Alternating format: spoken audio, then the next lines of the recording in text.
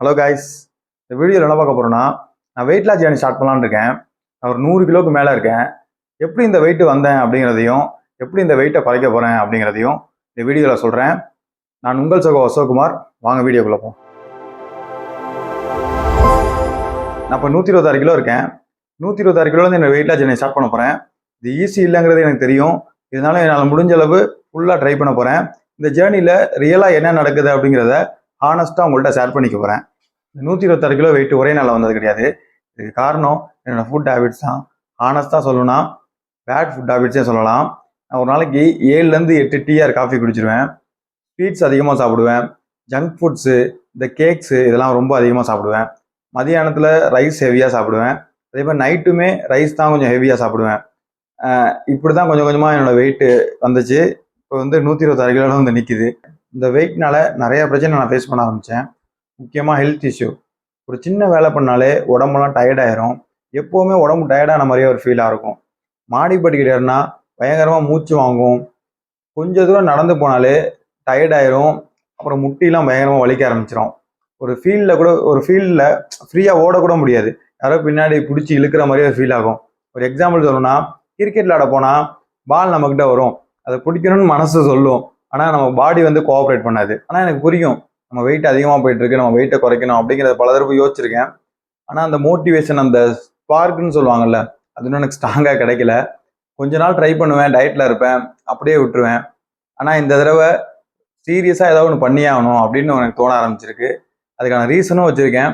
அது சொல்கிறேன், உங்களுக்கும் யூஸ் ஆகும். நான் ரெகுலராக ஃபாலோ பண்ணுற ஒருத்தர் யூடியூப்பில் ஒரு வீடியோவில் சொன்னார்.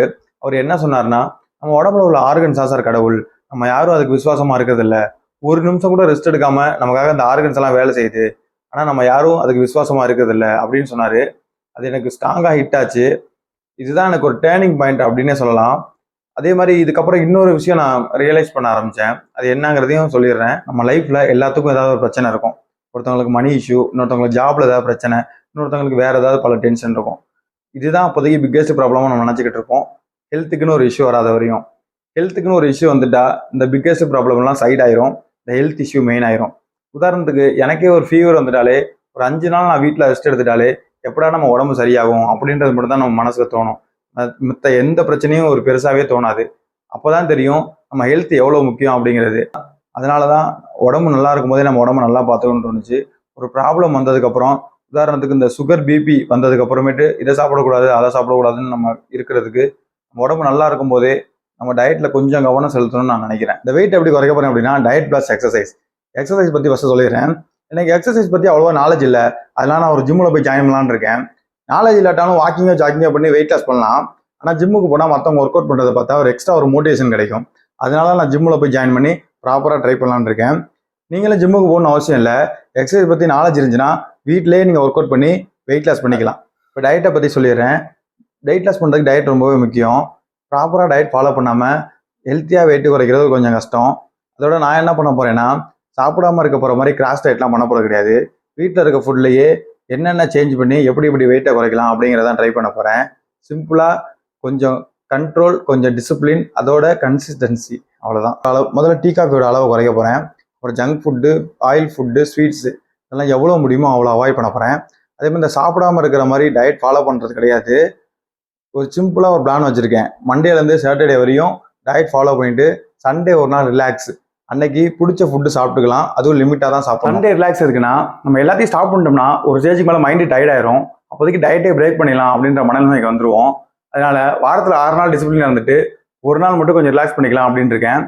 அதுவும் இல்லாமல் இந்த சண்டே ரிலாக்ஸ் பண்ணுறதுனால ஏதாவது இடையில சாப்பிட்ணுன்னு தோணுச்சுன்னா கூட சண்டே வருது, சண்டே சாப்பிட்டுக்கலாம் அப்படின்னு நம்ம மைண்டை ப்ரிப்பேர் பண்ணி வச்சுக்கலாம். அதே மாதிரி 100 நாள் கழிச்சா நம்ம சாப்பிட்ணுன்னு ஃபிக்ஸ் பண்ணிட்டோம்னா வெயிட் பண்ணுறதுக்கு ரொம்பவே கஷ்டமாக இருக்கும். ஒரு ஸ்டேஜுக்கு மேலே பரவாயில்ல கூட சாப்பிடலாம் அப்படின்னு தோண ஆரம்பிச்சிடும். இதனால நம்ம டயட்டே பிரேக் பண்ணிடுவோம். இதே 6 நாள் டயட்டு, ஒரு நாள் ரிலாக்ஸ்னா ஃபாலோ பண்ணுறதுக்கு ஈஸியாக இருக்கும். சண்டே ஒரு நாள் ரிலாக்ஸ் பண்ணிட்டு மண்டேலேருந்து டிசிப்ளினாக சாப்பிட ஆரம்பிச்சிடலாம். இந்த மாதிரி நம்ம ஃபாலோ பண்ணும்போது டயட்டும் லாங் டேர்மாக பண்ண முடியும், வெயிட் லாஸும் ஸ்டடியாக நடக்கும். இந்த மாதிரி தான் நான் பிளான் பண்ணி வச்சுருக்கேன். இது எந்த அளவுக்கு ஒர்க் அவுட் ஆகுதுன்றதான் தெரில. சரி, ஓகே.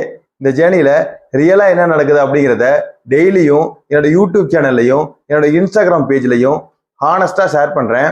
நீங்களும் வெயிட் லாஸ் பண்ண ஐடியாவில் இருந்தீங்கன்னா நம்ம வீடியோ ஒரு லைக்கை போட்டு நம்ம சேனலை ஃபாலோ பண்ணிக்கோங்க. உங்கள் ஃப்ரெண்டு வெயிட் லாஸ் பண்ண ஐடியாவில் இருந்தாங்கன்னா இந்த வீடியோவை உங்களுக்கு ஷேர் பண்ணி விடுங்க. மறுபடியும் உங்களை அடுத்த வீடியோவில் சந்திக்கிறேன். பாய்.